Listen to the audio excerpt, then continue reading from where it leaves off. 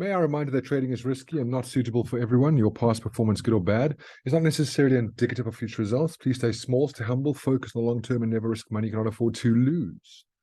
Welcome to QuantBox Daily, Tuesday, April 25th, Asia session. That's right. Going to be doing webinars 3 times a day now. And the idea here is that, a lot of the times we speak about signals, they're not really signals, but we speak about trade opportunities. And they happen at times outside of London, which is a bummer because we want to grab those. So what I wanted to do is, instead of just having one London session, let's rather start at the Asia session, and then we can identify what we're looking at for the day ahead. Okay, so I'm going to start with technicals first. I mean, if you know QuantBox, QuantBox is a global macroeconomic quant in a box. It gives you a fundamental bias that you can then marry with technicals to get an edge in the market. Okay, and you can see it's a beautiful dashboard, really, really awesome. We'll go through this in a second. A 1 week trial is just $7.90. Definitely recommend you give it a bash. That's what this webinar is, QuantBox Daily. But what we're going to do is we're going to start with technicals first, okay? And we're going to have a look and see, is there anything tradable in opportunities currently in the market? Now, what I do is on my daily time frame, at the close of this day, this being a green candle, right? So right now I'm currently in between a central pivot point and monthly M3, so in a sell zone, okay? You can see there. And I've got this green candle closing at this resistance left-hand side. Okay, you can see it's sort of there, but my issue is that this entire thing is stuck inside a range.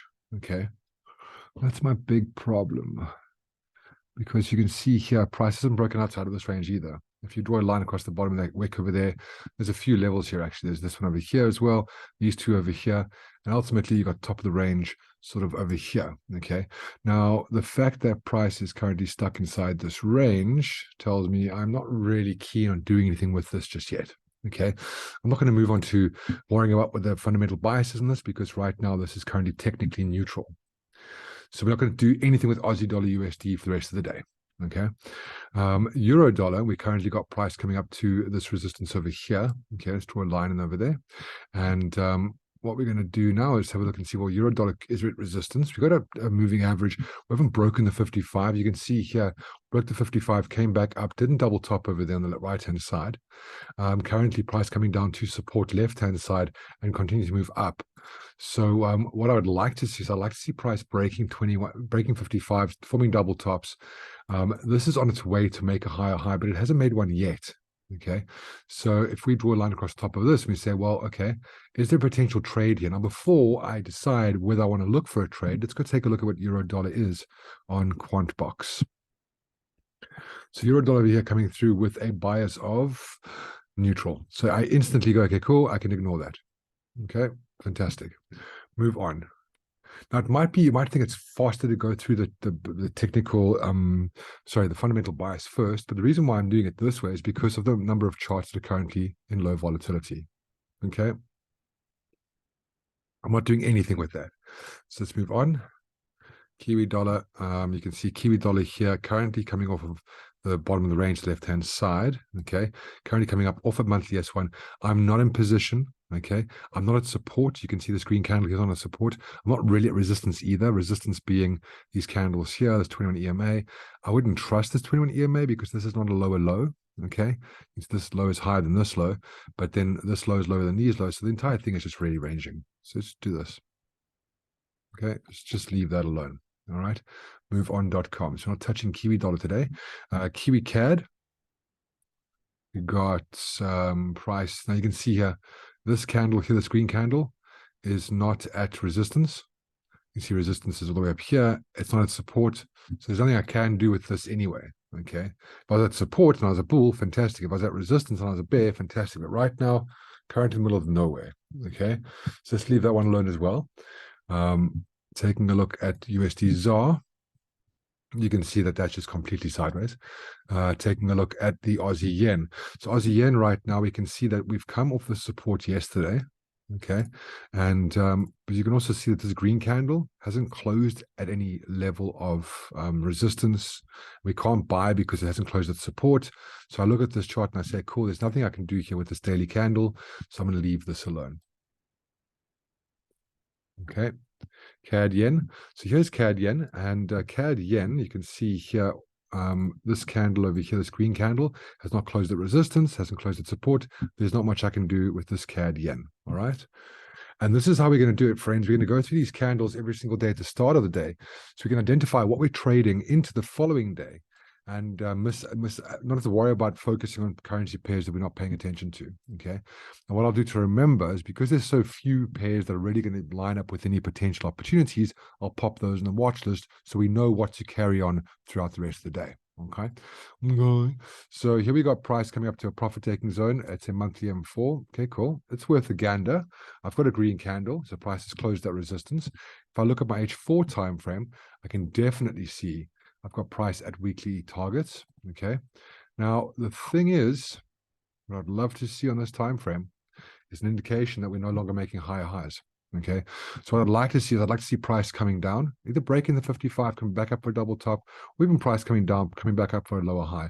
Just something that indicates the fact that we're not going to come down. We're going to sell over here. Okay, because if I sell over here and we're not done making higher highs, I sell over here and then suddenly price comes down here, finds support, and then comes up, knock me out. Okay, so I'm going to ignore that. I'm going to wait for this to set up better, for price to come down, pull back up. Let's have a look and see. Now, that won't just take 5 minutes, okay? That's probably going to take the rest of tomorrow. So what I'll do is, knowing that price is up here, okay? You can also see on the daily time frame, we haven't broken that level over there. The fact that the 5 and the 8 are still above each other means we haven't crossed over on a lower time frame, okay? So this is actually something we can wait for. So let's continue with our next pair. Pound yen, we take a look here, we see we come up to, looking for price to get up to the top of this range. Okay, but prices come at the top of this range over here. Looking at H4, we can see prices over there right now. Now here we have broken the 55. We've come up. Notice how there's no higher low on the way to that level over there. Price sort of bounced around. Okay, does this look like a higher low? Well, price didn't really come down, find support, and then go up. There were some touches of support, but this looks like it's a straight line. Okay, so here's a trade I could potentially look at. What I'll do here is I'd say, right, let's look at the H1 time frame on pound yen, okay? And I'd say, what am I looking at over here, right? So you can see a potential double top there. So what I'm looking for is I'm looking for an H1 time frame price either break support, become resistance. Alternatively, what I could look for, if I do this quickly, I could look for, you can see that the 5 and the 8 haven't crossed over yet. I could look for the 5 and 8 to cross over, and that indicates the fact that on the lower time frame charts, I've got a 21 below 55. I can then wait for a pullback to resistance. Okay, so I could look at the 5 and the 8. Once the 5 and the 8 have crossed, I can then jump over the M15. Okay, and I can then look to see if I've got a lower low and try to sell a lower high. Right now, you can see nothing of that nature exists. Okay, so maybe the market's waiting for Tokyo. It's possible, but ultimately you're looking for that lower low, lower high. Okay, cool. So we're going to mark this off over here. In fact, we can actually get our watch list over here. Let's just close our watch list off in terms of what is in here at the moment. And let's pop a pound yen inside there. Okay, cool. And we'll know that this is, let's go to weekly pivots, go H4 time frame. We'll pop a little line over there like this. Now we know what we're looking for, okay? We can just simply say, we can make a little marker here, so saying lower low, lower high, or say H1 to M5. So we're looking for that on H1 or a lower time frame. You can jump to lower time frame and say, cool, H1, M15, nothing yet. M5, nothing yet, gravy. Of course, I wouldn't go to M5 first. I'd look at H1, look at M15, and so on and so forth. Okay, but let's leave that over there. Cool. So going back to the rest of our yen pairs, we got pound yen. Let's go to Kiwi yen. So Kiwi yen currently sideways. Leave that alone. Taking a look at the Aussie Swissy. Okay, not currently at any kind of support. This is bearish. I'd like to sell this if I could, and you can see not currently at resistance. So just leave that one alone. Cool. Moving on, .com. CAD Swissy, and you can see same story, not at resistance, leave that alone. Euro Swissy, daily, bit of a strange sideways chart, not a massive fan of this, to be honest. I'm going to leave this one, also not really at resistance. Plus, I wouldn't trust 21 EMA in this situation. Price hasn't made a lower low. This low is higher than this low, but this low is lower than that low, so therefore sideways. Okay, leave that alone. Let's move on. Okay, pound Swissy. Pound Swissy, I mean, like bottom of the range right now.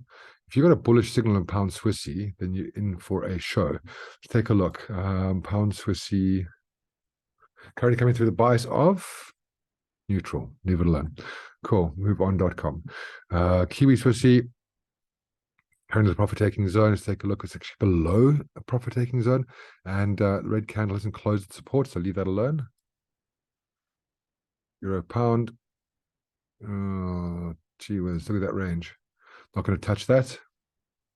And then we're going to look at pound Aussie. Pound Aussie, you can see potentially top of the range over here. Still riding at 21 EMA though. And looking over here, we can see we got top of the range. Price sort of coming down here, coming back up there. Could be a double top. You could look for a lower low, lower high. There's your move over there. Let's put the different daily put on. There we go. Cool. So you could be looking for this over here. But nothing right now stands out. You can pop that in the watch list if you want. Pound Aussie.